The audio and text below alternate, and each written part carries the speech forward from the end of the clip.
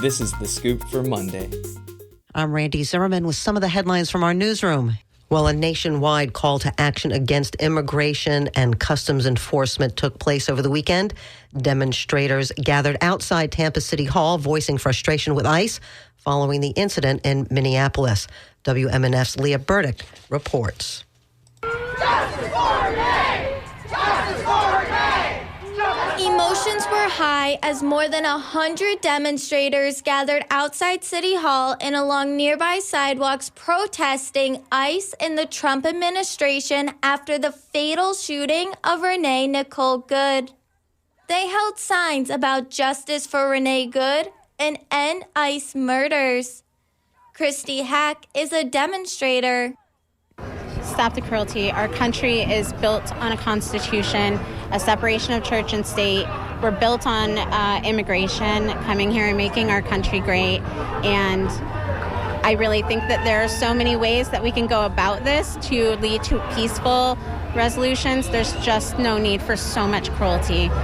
Hack says she feels helpless, but coming to demonstrations like this one makes her feel strong and powerful. Demonstrator Mark Clutho says he's very disappointed with the Trump administration. It's just becoming very, very scary. I really do fear for the future. During the protest, demonstrators chanted "No hate, no fear, immigrants are welcome here." The demonstration remained peaceful and passing cars honked to show support. For WMNF News, I'm Leah Burdick in Tampa. Immigrants are welcome here. No hate, no fear. Immigrants are welcome here.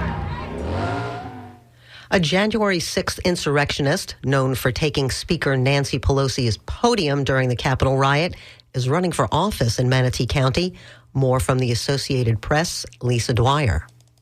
Adam Johnson, known for grabbing Nancy Pelosi's podium during the Capitol riot, is running for a county office in Florida. Johnson filed to run as a Republican for the Manatee County Commission on the 5th anniversary of the January 6th riot and says that the timing was intentional to generate buzz. He pleaded not guilty to entering a restricted building during the riot and served 75 days in prison. Johnson is not the only person implicated in the events of that day to run for office. At least 3 ran unsuccessfully for Congress in 2024 as Republicans. Now, however, there are signs that the Republican Party is welcoming back more people who were convicted of January 6th offenses after President Donald Trump pardoned them. I'm Lisa Dwyer.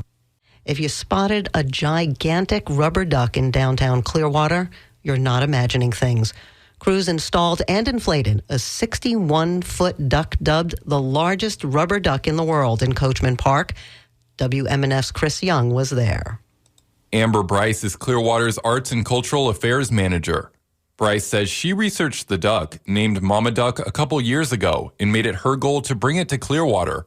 And on Friday, she joined crews in the early hours of the morning as they inflated the nearly 6-story tall duck. She has to be strapped down to concrete barriers. We had to get all these bike racks put around her, roll her out. She comes in like a big burrito, really. And then we have to roll her out, get her all set up, get a generator going. And then today we had inflation, and it went pretty smooth. Bryce says the goal is to show that Clearwater is fun and quirky, as well as bring foot traffic into downtown Clearwater and Coachman Park.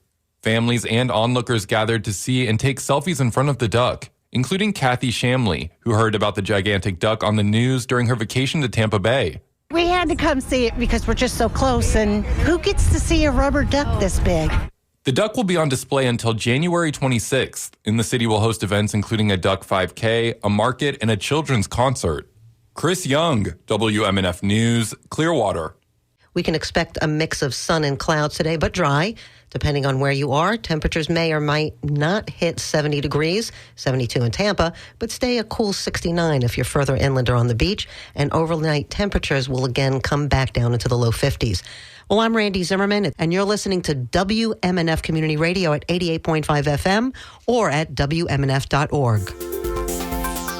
This is The Scoop, recorded at WMNF Tampa.